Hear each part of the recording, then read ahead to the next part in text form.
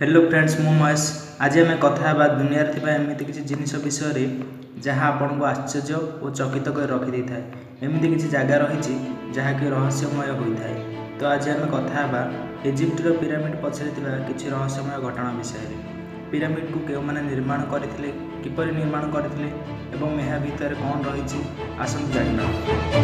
आज को प्राय 4000 वर्ष पूर्वे इजिप्शियन लोक मैंने इजिप्ट राज करते यही लोक मैंने समय बहुत सुंदर कलाकृति निर्माण करते किंतु से एमती किसी जिनिस निर्माण कर जार रहस्य विषय वैज्ञानिक मैंने खोजी पाई ना जमीक पिरामिड पिरामिड यह दुनियार एक रहस्यमय जगह। यही पिरामिड को बहु वर्ष है स्टडी करागला किंतु यार रहस्य को कहीं भी खोजी पाई पारि ना यह केमिति तैयारी होइछि एवं यह केउ माने तैयारी करिसंती एमाने एते बड़ बड़ पीस को केमिति आनिले एवं क्यों कंक्रीट व्यवहार करथिले एवं यह केमिति परफेक्टली एलाइन होई रहिछि बिना मशीन आउ टेक्नोलोजी द्वारा तैयारी करबा साइंटिफिकली इम्पॉसिबल होई थाए। केवल गोटे पिरामिड भितर 23 लाख पत्थर खंड लगी थाए।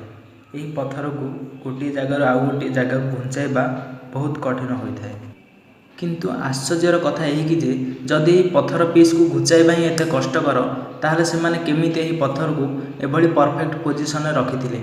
आपण माने पिरामिड रे जो पत्थर पीस देखुचंती यार ओजन प्राय 2700 केजी रु 70,000 केजी पर्यंत होता है।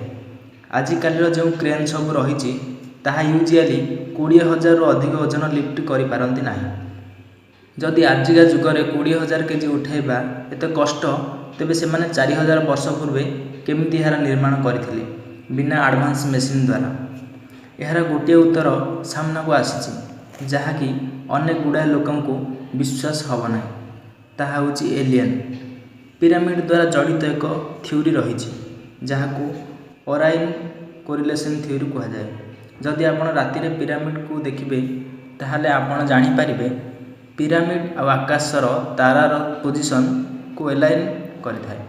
यही एलाइनमेंट को देखिकी अनेक थ्योरिस्ट यह मानुछंती जे पूर्व समय रे एलियंस पृथ्वी पृष्ठ को आसीथिले एवं सेमानक साथी रे एडवांस टेक्नोलोजी आनिथिले एवं सेही टेक्नोलोजी सहाय्य रे एही इम्पॉसिबल पिरामिड को निर्माण करथिले आउ एही एलियन एही तारारो आसीथिले बोली कुआ जाए।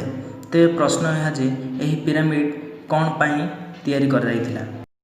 पिरामिड एथि पई तैयारी कर जाइथिला कि इजिप्शियन माने यह मानुथिले जे सेठाकार राजा किंबा रानी मृत्युवरण कले सही राजांक शव को कबर सहाय्य रे सही पिरामिड भीतर रखुथिले।